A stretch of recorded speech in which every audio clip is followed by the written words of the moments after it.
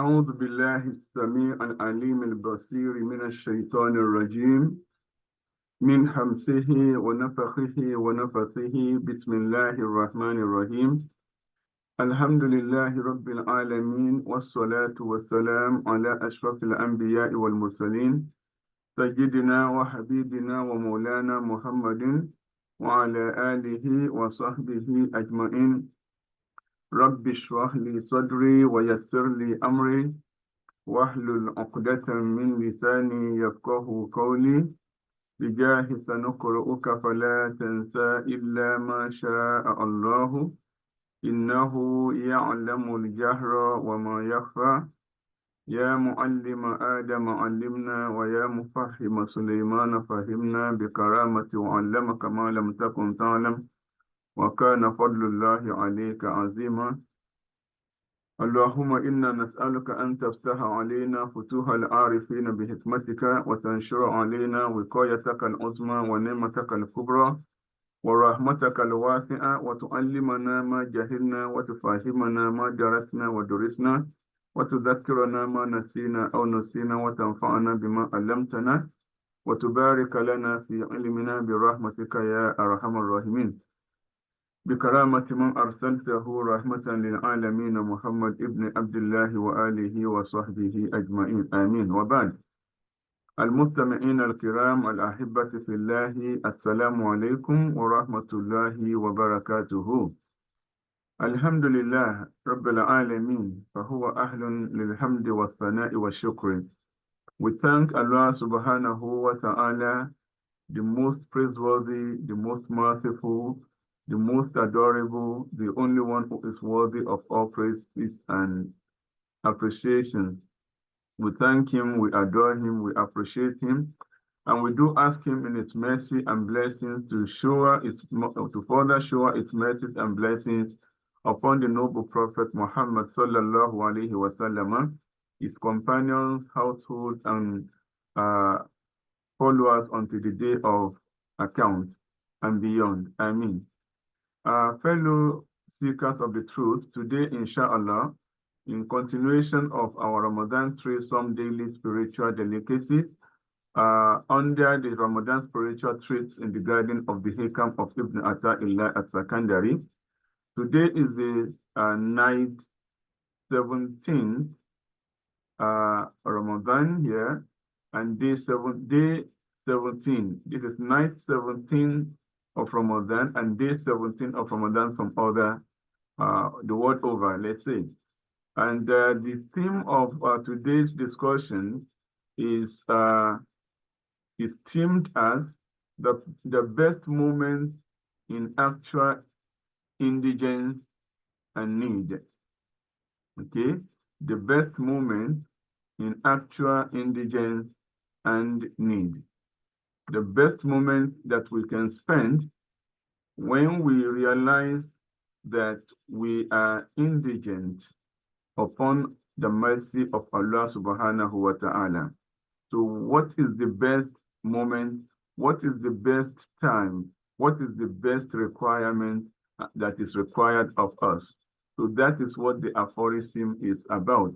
And the aphorism, inshallah, we are going to treat aphorism number 100.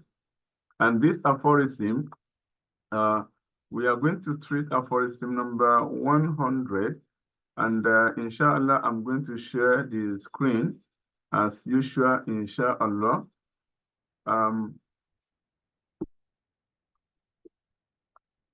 Okay, so we are going to, so this is the title, okay, for those who are seeing this for the first time. So this is the title of this year's Ramadan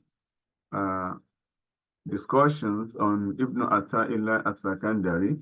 So Ramadan Threesom daily spiritual delicacies, and those are the contacts and the social media presence for those who are interested in following the series. Now, it is Ramadan spiritual treats in the garden of the Hikam of Ibn AtaiLlahi Al-Sakandari, and this discussion is for night number 17th of Ramadan here in this part of the world. and day 17 of Ramadan in most parts of the world. And it is corresponding to 27th March 2024 Christian era. And the theme of the discussion of the aphorism for today is the best moment in actual indigence to Allah subhanahu wa ta'ala, as we have mentioned. And the aphorism for today is aphorism number 100 of the 246 aphorisms of Ibn AtaiLlahi Al-Sakandari. So now this aphorism is in line with an ayah of the Quran from Surah Al-Baqarah. That is in arrangement of the chapter, so it will be chapter number 2, verse number 110. Okay, chapter number 2, verse number 110. So the ayah reads, and when Allah subhanahu wa ta'ala says, بعد أعوذ بالله من الشيطان الرجيم وأقيموا الصلاة وآتوا الزكاة وما تقدموا لأنفسكم من خير تجدوه عند الله إن الله بما تعملون بصير. Again, Allah subhanahu wa ta'ala says, وأقيموا الصلاة وآتوا الزكاة وما تقدموا لأنفسكم من خير تجدوه عند الله إن الله بما تعملون بصير. So the meaning, the literal meaning of which is uphold the observation of Salat and observe the payment of Zakat, wealth purification. وَمَا تُقَدِّمُوا لِأَنفُسِكُم مِّنْ خَيْرٍ, and whatever you have put forth towards Allah in good deeds, تَجِدُوهُ عِنْدَ اللَّهِ, you are going to find it in the presence of Allah. إِنَّ اللَّهَ بِمَا تَعْمَلُونَ بَصِيرٌ. Allah is most surely aware and seeing whatever you do or you perpetrate. So that is the literal meaning of the ayah. Now, conceptually, so we are created for a purpose, so for which we have kept repeatedly. When Allah subhanahu wa ta'ala says, وَمَا خَلَقْتُ الْجِنَّ وَالْإِنسَ إِلَّا لِيَعْبُدُونِ. Okay, I have not created the nation of the jinn and the nation of the mankind except that they should worship me. Okay, so and for that purpose, so what is the best deed that we can do in life? So what is the best thing that is expected of us? So it is to realize that we are subservient to Allah subhanahu wa ta'ala. We are indigent upon Allah subhanahu wa ta'ala. We are not independent, and there is no way we can ever become independent. So our lives, from creational aspect and from the to the sustaining aspect, it is all reliant on Allah subhanahu wa ta'ala. So we are always dependent on Him. So there is no way we can. So the best way we can spend our time with Him is the time that we spend in observing Salat, the time that we spend in relating with other people, other humanity, by sharing our wealth and assets and knowledge with them. So for all this, whatever we have done in Salawat, in Zakat, in any worshiping Allah through humanity, okay, or serving humanity in the expectation of the reward from Allah, وَمَا تُقَدِّمُوا لِأَنفُسِكُمْ, whatever you have done, taking care of parents, taking care of the children, taking care of the family, taking care of wives, taking care of the husband, taking care of brothers, sisters, relatives, in-laws, friends, colleagues, being honest at the work and being punctual at events and occasions. All this, whatever you have done, these are in forms of khair, and they will be turned into a reward for Allah, for us in the front of Allah subhanahu wa ta'ala. So we are going to see it. So, because Allah subhanahu wa ta'ala is all seeing and all aware of everything that we do. So that the point here is ما تقدموا لأنفسكم من خير تجدوه عند الله. Whatever we spend our time doing, we are going to find it in the presence of Allah. And that exactly is the focus of aphorism number 100. When it says, خير أوقاتك وقت تشهد فيه وجود فاقتك وترد فيه إلى وجود ذلتك. Again, aphorism number 100 reads, خير أوقاتك وقت تشهد فيه وجود فاقتك وترد فيه إلى وجود ذلتك. Now, there are some words that require attention here. Number one is awqat. Awqat is the plural form of waqtu. Waqtu, which means az-zaman. Okay, az-zaman. Az-zaman, so the plural form of which is azmina. Azmina. Okay, it means time, duration, moment. Okay, time. Okay, waqtun, okay, we have explained that. Tashhadu fihi. تشهد فيه يعني تعرف فيه أو تجد فيه, so that you realize تشعر فيه, where you realize, where you become aware, okay, to be aware of something, okay. Wujuda, so that is the existence. Fakotika, fako, it means fakruka yani fakotuka, your need. Okay, your need, your indigence. Okay, what turaddu fihi ila wujudi zillatika. Okay, so that is not turaddu, that is on the passive present form. Okay, where you are going to be returned. Okay, where you are going to be made to be aware. Okay, you are going to be taken back to the existence of your dhilla. Dhilla is al-ihtiqar. Al-ihtiqar, your indigency, your limitation, okay, your limitation, your dependency, okay, dependency. Now, literally, aphorism number 100 says, the best of the time, khayru awqatika waqtun tashhadu fihi wujuda faqatika.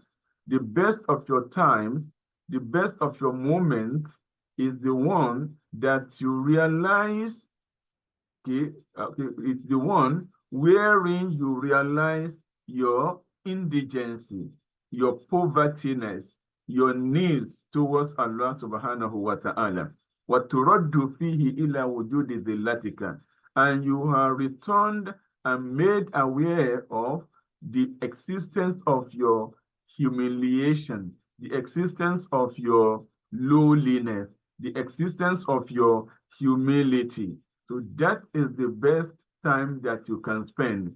So when you experience this time of humility, when you experience this time of humbleness, when you experience this time of being indigent on Allah, so that is the time that you know and you realize that you need to serve Allah subhanahu wa ta'ala wholeheartedly as required. Okay, for you to observe salawat, for you to give zakat, for you to observe siyam, for you to perform the hajj, for you to make a honest and sincere belief in Allah subhanahu wa ta'ala, his angels, his prophets, and do and relate good and relate well with the parents and other humanity.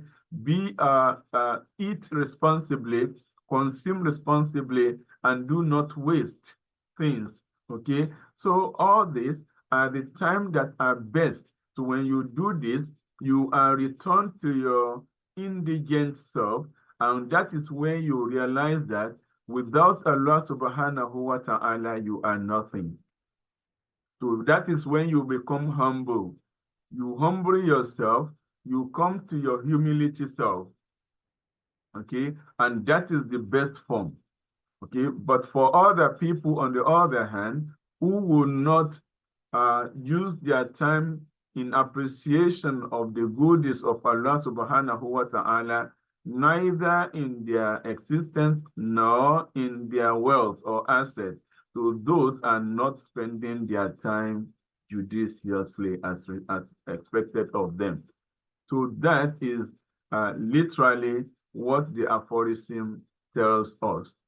Okay, so whatever we do, so that best time, that best of the moment is that which brings us back to realize what we are, to realize our beingness, and by that, taking us back to our Creator and Maker.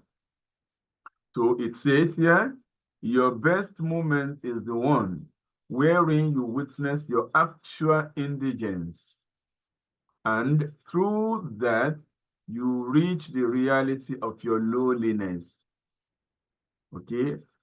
In other words, the best of your times is the time in which you see your poverty, your need, and are pushed back to your right sense, to your humility, to your humble self. So that is the best time, and that is what is required, both in Salat and Siyam and Zakat and Hajj and all forms of Ibadah, either directly to Allah or through the service of humanity. So that is what is expected. Now let's go to Sheikh Abdul Majid Ash-Sharnubi's interpretation and see what he says. He says, خير أوقاتك أو أيها المريد وقت تشهد فيه وجود فقرك إلى مولاك. To أيها المريد, O beloved of the beloved and the fellow seeker of the truth, the best of your times, the best of your moments is a time where you witness your need, where you realize, okay, and you affirm and confirm and you restate your need for your Lord, for your Creator. وَتَرُدُّ فِيهِ إِلَى وُجُودِ ذِلَّتِكَ. And the time where you are taken back to realize your lowliness, your nothingness, your humility, your humble self, okay, your indigence, your dependence on Allah subhanahu wa ta'ala. Yani, tudalliluka bayna yaday man khalaqaka wa sawwaka. To the time that brings you to the humblest self, to your humblest self in the sight of your Creator, in the sight of the one who has created you and has balanced you. وإنما كان هذا خير أوقات المريد لحضوره فيه مع الملك المجيد. So this time is considered the best of the time for the seekers of the truth, for at that time he is going to made to be present to be present and realize his presence with the Lord, the King, the Magnificent, okay, the greatest King and the owner of everything. كما سيقول المصنف أوقات الفاقات أعياد المريدين، okay، بخلاف الوقت الذي يشهد فيه غناه وعزه، فإن شر الأوقات فإنه شر الأوقات لوجود الحجب المانعة من الوصول إلى رب البريات. Okay, as we are going to see in aphorism number 174. Okay, as we're going to see later in aphorism number 174, not in Ramadan, most surely, illa an yasha Allah, because the target for Ramadan is until 113 or 114 or thereabout. So I think there is no way we can arrive at aphorism number 174 before the end of Ramadan. So that will be on Fridays after Ramadan, bismillah. So here it says, in aphorism number 174, as we're going to see, the author, Ibn AtaiLlahi Al-Sakandari says, أوقات الفاقات أعياد المريدين. the times of realization of indigence, okay, the times when we realize, when seekers of the truth realize their indigency, Ayadul Muridin are the times, are the Eid times, are the festive period, okay, the festive period of the seekers of the truth. That is the time that they enjoy the proximity with Allah subhanahu wa ta'ala. That is the time that they come back to their real self. بخلاف الوقت الذي يشهد فيه غناه وعزه.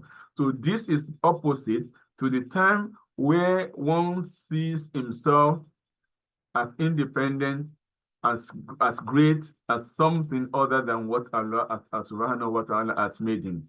So فَإِنَّهُ شَرُّ الْأَوْقَاتِ. So the worst moment, the worst of the time is the time where when one sees oneself as independent, as great, as wealthy, as knowledgeable, as powerful, as strengthful, as all in all, as an alpha and omega on its own. So that is the worst time and the worst moment in the life of any human being.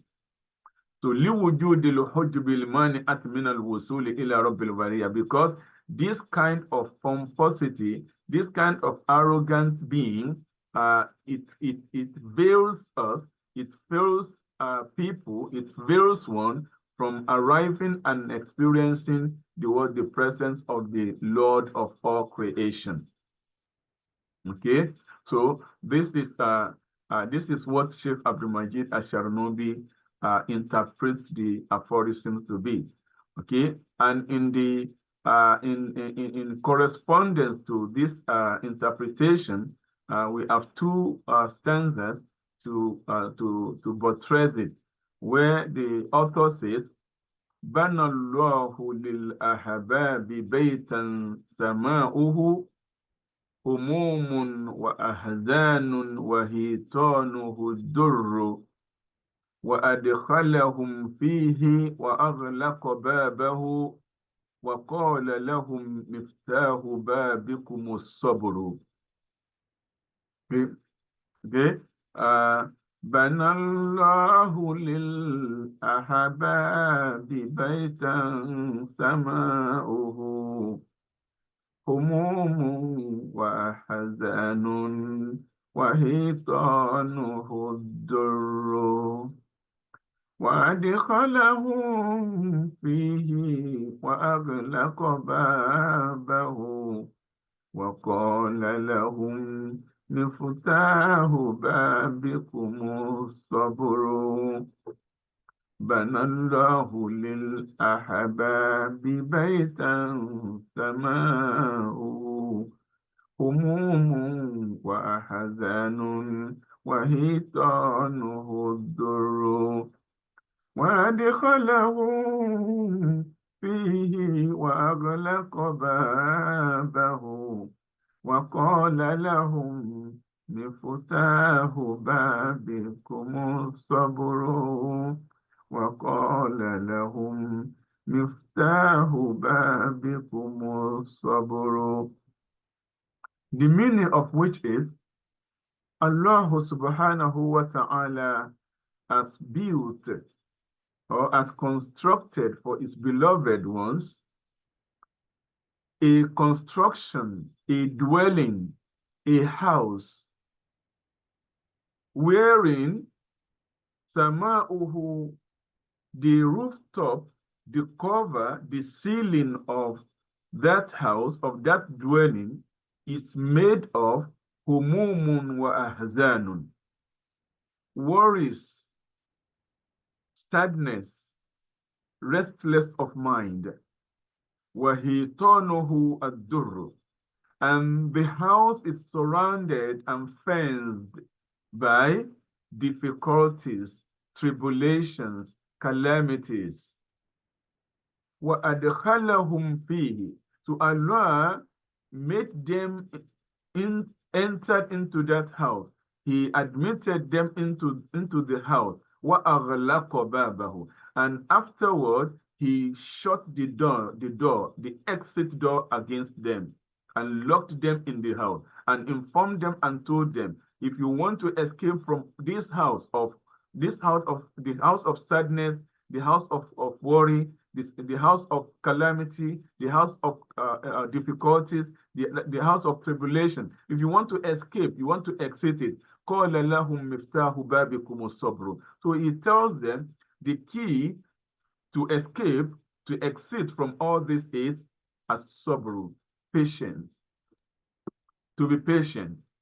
So meaning to say, in all our deeds and actions and activities towards Allah subhanahu wa ta'ala, to anything that we witness or we face it us, in our daily activities on the course of Allah subhanahu wa ta'ala, we are encouraged to be patient. Ya ayyuhalladhina amanu isbiru wasabiru wabtabiru warabitu wattaqullaha. So we are encouraged to be patient, to persevere, to believe that this is what Allah subhanahu wa ta'ala has judged. To most especially in this time, the current time of economic shortages, economic woes, economic befalling, okay, where no money is enough for anyone to spend and get what he needs. So we are encouraged to be patient. So that is the point of the aphorism. May Allah subhanahu wa ta'ala grant us that utmost patience. Now, these are some of the conceptual meanings and the summary of the whole thing. We have about 6 points. Number 1, feeling in need is the best of your times due to your presence with your Lord at these times and your cutting of hopes from intermediaries and external causes which distance you and veil you. Okay, so when we feel the need and we return to Allah, we are saying that in essence, there is nothing else apart from Allah subhanahu wa ta'ala. So no father, no mother, no parents, no relative, no spouses, no family, no friends, nothing except Allah. In any situation, Allah is the only one that can save us. So that is point number 1. Summary number 2, it is narrated that AtaiLlahi or Ibn AtaiLlahi did not have food to. Now we are bringing some examples, okay, of those who have been patient based on this aphorism. Okay, so it was narrated that AtaiLlahi did not have food for 7 days. Okay, and he was not able to do anything, no activity, okay, due to his weakness of the body. Okay, and but still AtaiLlahi was still extremely happy because of this situation. Because by saying that, oh Lord, if you do not feed me for 3 more days, I will consecrate to you 1,000 units. So if you do not serve me food to eat for another 3 days, in addition to this 1 week, so I will be all yours. I will be all yours. Meaning to say he was happy, patiently, believing that that is the best time that he is connected to Allah subhanahu wa ta'ala. Another narration. Musili returned to his house one day but did not find any food, no oil to light the lamp, no firewood to cook, and he started praising Allah subhanahu wa ta'ala, feeling humble for Allah by saying, what was the external cause by which I deserve this great treatment, with which you treat your friends in the world? So how in existence have I deserved these goodies? So that you have remembered me this much, that you have given me a means of drawing closer to you, Allah subhanahu wa ta'ala. Okay, so that is point number 3. Point number 4, another example, number 4, Bishr al-Hafiz said, it reached me that the daughter of Musili, the one that we quoted in number 3, had insufficient clothing. She had no clothing to cover herself. Okay, and they said to his father, someone talked to his father, are you not searching for someone to clothe her, don't you think it is time to get your daughter married to someone who will be able to take care of her? And uh, Fath al-Musili replied by saying, I will not clothe her until Allah sees her insufficiency in clothing. I'm my patient about such. So I'm not going to worry about that. It is the duty of Allah to see that she needs clothes. Okay? All right? So if Allah sees that she needs clothes, Allah will provide for her. And uh, I will not do that. I will not seek for any hand in marriage for her or on her behalf. Okay, so that will not mean that I'm running out of patience. Okay, and that same time, when it was the night of winter, he gathered his family and tried to clothe them properly, and then said, "O Allah, what was the external cause of this blessing which you only give to your close friends?" So meaning to say, Ahbabullah, they take tribulations and hardship as what? As gifts from Allah subhanahu wa ta'ala. Another instance, Fudail ibn Ayyad was crying one cold night and said, "Oh my Lord, you have made me hungry and made my family hungry. You have gave me insufficient clothing and gave my family insufficient clothing. You have made me sit and made my family sit in a house without a lamp, no food, and you used to do this a long time ago only with your friends and your beloved ones, those who obey you. So does that mean that I obey you and you have accepted me as your servant?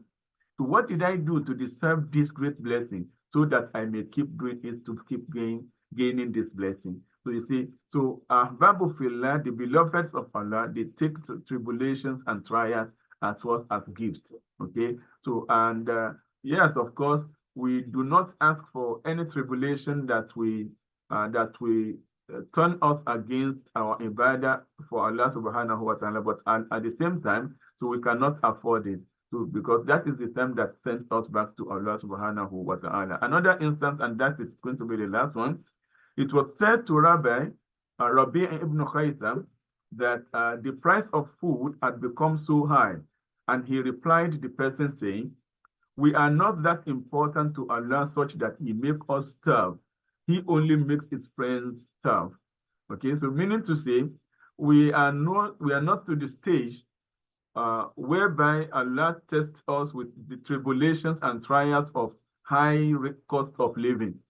So high cost of living are only trials that are related and connected to the beloveds of Allah. So who are we to think that Allah is testing us? So it is not yet time. So don't worry, the price of things will come down. And honestly, and so it was. So the prices of things, commodities came down. Okay, so meaning to say, going through trials, tribulation, hard times, difficult situations like the ones that we are all in witnessing all around us now. So the things that are supposed to draw us closer to Allah subhanahu wa ta'ala. We ask Allah subhanahu wa ta'ala to grant us that patience, to grant us and to lead us towards him by himself and for himself and with himself and by himself, and to grant us the sincere reliance upon him. Innahu ala dhalika qadir wa bil ijabati jadir, ni'mal mawla wa ni'mal nasir. Now, the supplication for night and day number 17 goes thus. Subhanaka anta Allahu al-fardu samadu. Subhanaka anta Allahu al-fardu samadu. Subhanaka anta Allahu al-fardu samadu. Glory be to you, Allah, the one and the eternal. Okay, al-fardu, the unity, the only one.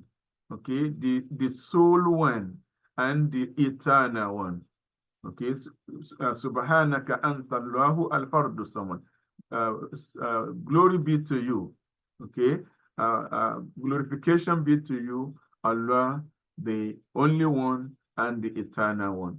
So we can recite it 66 times, 96 times, 166 times. So that is the number that is in the book, in the account. but however, it may be more. Okay, that's no limit. So we can recite it anytime, driving, sitting down, lying down, eating, drinking, in between the Tarawih, in between the Tahajjud, okay, with our Sibha, we can make it as Zikr, daily Azkar, okay, so, but it is most preferable to be in the night. So after perfect wudu and observing 2 rakats at least, with Surah Al-Fatiha and Surah Al-Kafirun on the first, Surah Al-Fatiha and Surah Al-Ikhlas on the second. So we can make 2 rakats, 4 rakats, 6 rakats, the more the better. Okay, Inna Allah yajzil muttaqin. So this there is a lot of benefits. Any name of Allah that we repeat, there are a lot of benefits. So the most prevalent benefit of it is drawing closer to Allah subhanahu wa ta'ala and enjoying his proximity. Okay, in addition to that, so sustenance of ease will be guaranteed for such a person who recites the name Subhanaka Anta Allahul Fardu Samadu, and its expectations will be taken care of by Allah subhanahu wa ta'ala himself. We ask Allah subhanahu wa ta'ala bihaqi ismihi al-fardu samadu an yarzukana rizqan wasi'an halalan tayyiban sabaqan gadakon sahaban mubarakan fihi dunya wa akhirah innahu ala kulli shay'in qadir wa bil ijabati jadir ni'mal mawla wa ni'mal nasir. And lastly, on the natural cure for natural diseases. Yesterday, we gave for pile treatment for pile, for those who are experiencing pile. Okay? But today, it is for chronic pile, okay, pile that is chronic.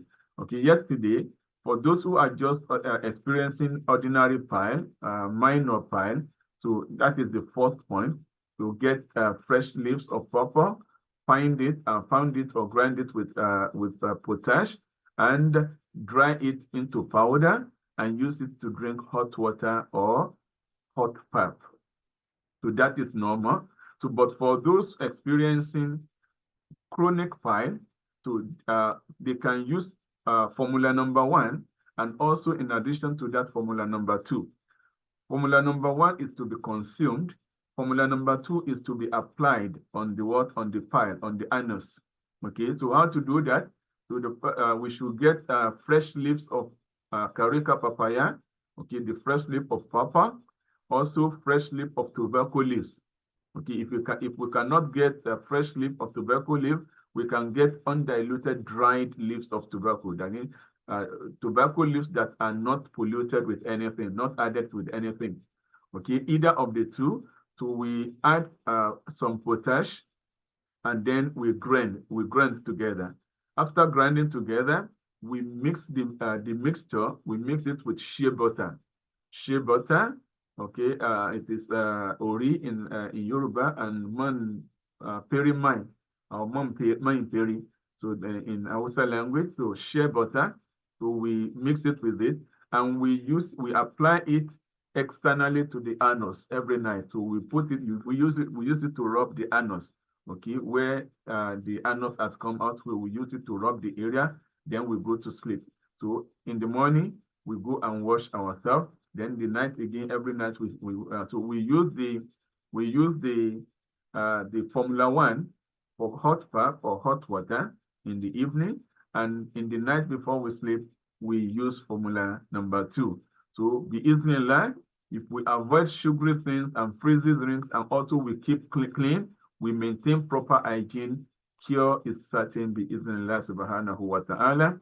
We ask Allah subhanahu wa ta'ala to cure all of us of all our diseases, dunya wa akhirah.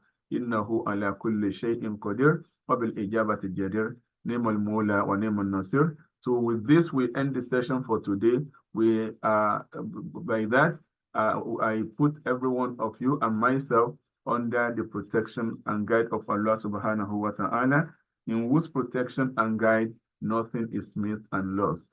Astaudi'ukum wa nafsi fi ri'ayatillahi alladhi la yudi'u wada'i'ahu. Wassalamu alaikum wa rahmatullahi wa barakatuhu.